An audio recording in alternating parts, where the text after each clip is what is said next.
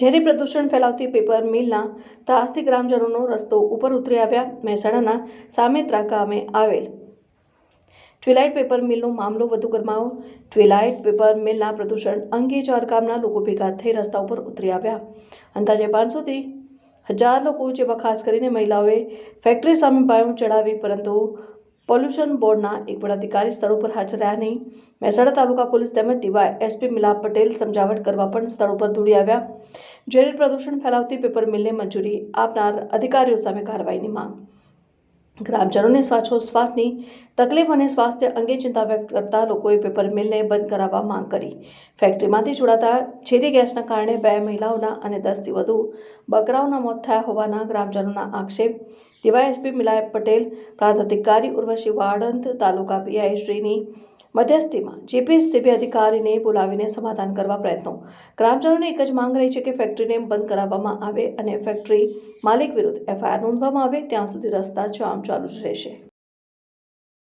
આ રસ્તો રોડ રોકવાનો અમારો મુદ્દો એ હતો કે પેપર મિલની ફેક્ટરી 2 વર્ષથી અમારા ગામમાં ચાલી રહી છે, ગામના શેમાડે છે, પણ આ 4 ગામોની પબ્લિકનો એટલી પ્રદૂષણ અને એની ઇફેક્ટ અસરો કેમિકલ જેમાં અંદર વાપરવામાં આવે છે, એ કેમિકલના કારણે લોકોના ગળા દુખે છે, એમના શ્વાસોશ્વાસમાં તકલીફ થાય છે, ઘણા પબ્લિકનો તો શ્વાસની તકલીફ છે।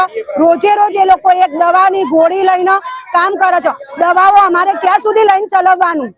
એના કારણે અમે રજૂઆતો કરી, છતાં અમારી રજૂઆત કોઈએ સાંભળી નહીં, એટલે અમે છેલ્લે આ રોડ રોકોનું આંદોલન અપનાવ્યું। હા, જે ઇતરકોમ કહેવાય કે જે ઘેટા બકરા રાખે છે, એમાં 2 વ્યક્તિઓ આ પ્રદૂષણના કારણે શ્વાસની તકલીફના કારણે એક્સપાયર થઈ ગઈ છે પહેલા। હા, 8 બકરીઓ, 2 અમારી કાસ્ટમાં ભેંસો, ગાયો, એ બધું જ મરી જ ગયું છે। લગભગ 7 થી 8 પશુ તો અમારા પોતાના ખુદના મરી ગયા।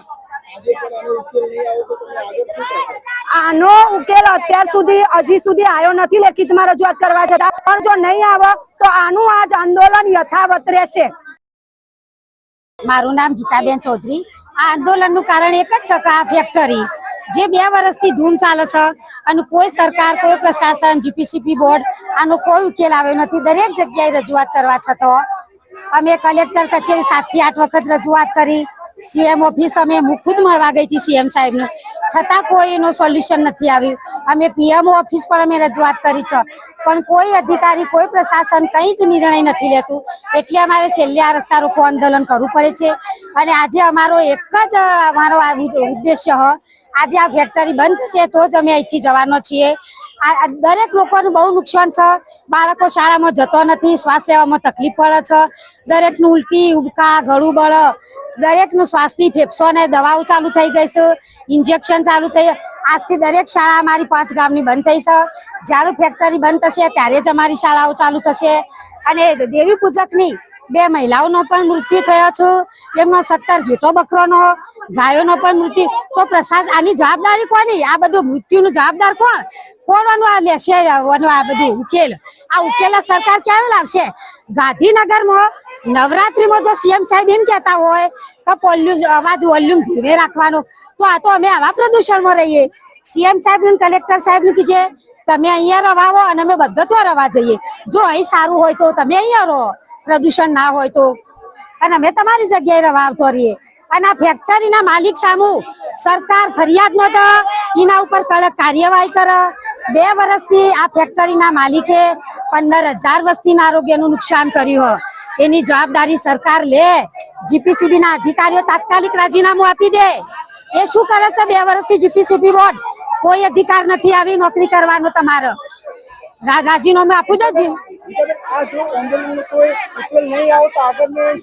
બસ અમારે રોજ અમારે અહીંયા બેસીએ તો પોલીસ અમને મારી નોખે, અમને ત્યાં લઈ જાઓ, અમારે અહીંથી નથી ખસવાનું। આ ફેક્ટરી બંધ તો જ અમે અહીંથી જવાનો છીએ। બંધ અમારે ફેક્ટરી બંધ। આનું કોઈ સોલ્યુશન ના જોવે। જીપીસીબી ના અધિકારી કે અમે પેલો ફેક્ટરી વાળો કે પત્રો નકો, અલા સાલા તને ખબર પડે? તું હાથરું ઢોકે એટલે હવાનું પ્રદૂષણ નહીં આવે? શું પ્રજાનું ઉલ્લુ બનાવે? એના સામે કડક કાર્યવાહી કરો, એ ફેક્ટરીના માલિક સામે। 15,000 વસ્તીનું આરોગ્યનું નુકસાન કર્યું, એનું જવાબદાર કોણ? મહિલાઓનો મૃત્યુ થઈ, બાળકો શાળામાં જઈ શકતો નથી, આ જવાબદારી કોની હ? સરકાર શું કરે છે ઓફિસમાં બેઠી બેઠી?